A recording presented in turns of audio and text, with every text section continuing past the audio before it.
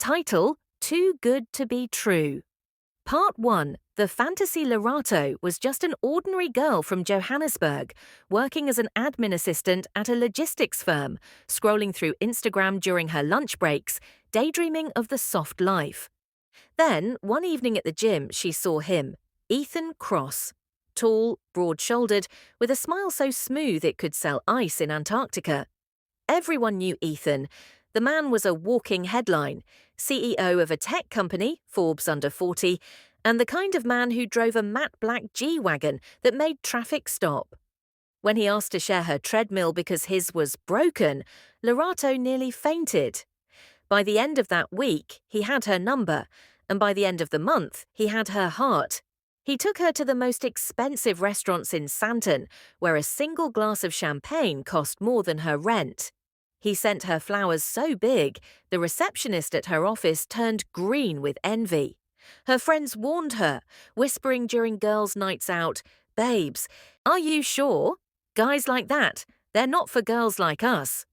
But Lerato ignored them.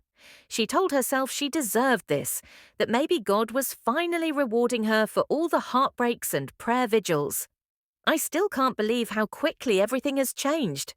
A month ago, I was dreaming about this life, and now it's my reality. Life can surprise you like that. Sometimes the universe aligns when you least expect it. Everything seemed perfect, almost too perfect.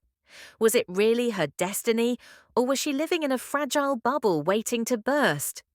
Girl, I just want you to be careful. Not everything that glitters is gold, you know?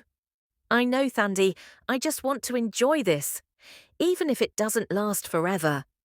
As night enveloped Johannesburg, Lerato wondered if the stars held any answers.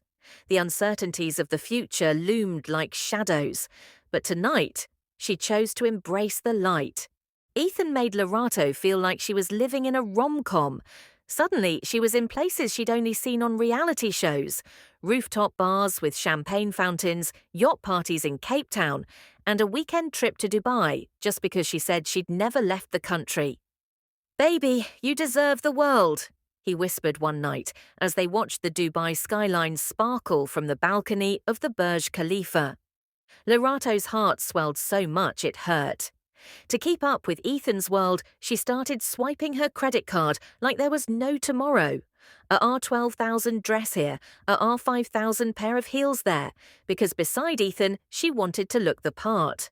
"It's an investment in myself," she told herself, ignoring the credit card statements piling up. She learned to sip her champagne without blinking at the price. She learned to smile politely when women whispered in corners, wondering who she was. And every time Ethan draped his arm around her waist, she felt like she belonged. But cracks started forming, small, almost invisible at first. Like the nights he cancelled plans last minute because of emergencies at the office, or the way his phone was always upside down when they had dinner, or how he'd take calls in the other room, his tone suddenly colder, sharper. When she asked, he laughed it off. "Babe, you worry too much. I'm here, aren't I?"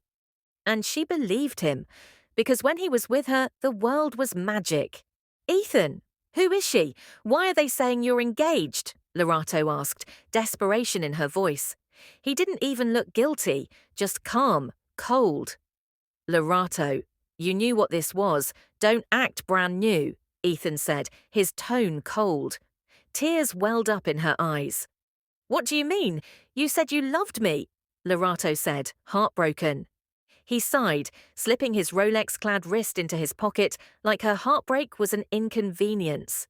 "You're beautiful, fun, but you're not her. Don't make this messy.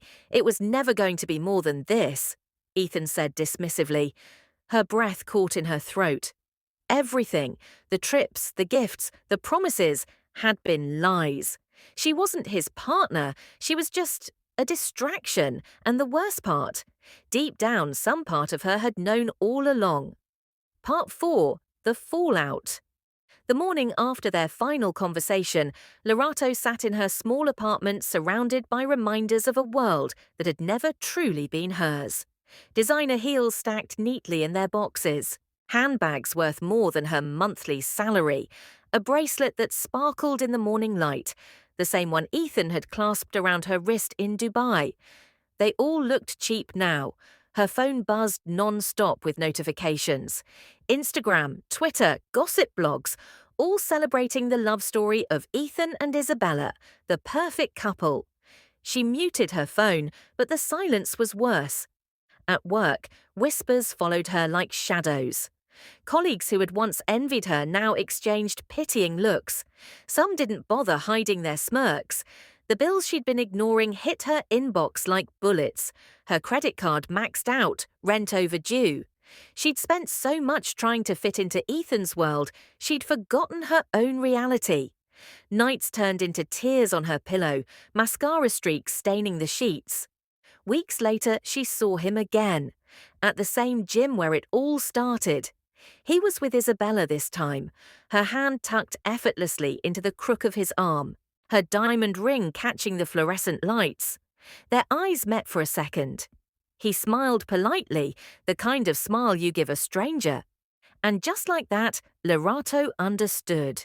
She had been nothing more than a chapter in his story, a fun, fleeting distraction, while for her, he had been the whole book. As they walked away, hand in hand, the final crack in her heart splintered. The world around her felt heavy, suffocating. That night, Lerato deleted their photos, boxed up the gifts, and sat in the quiet of her apartment. She whispered to herself, "Never again." But even she wasn't sure if she believed it, because sometimes the fantasy is too intoxicating to resist, even when it destroys you.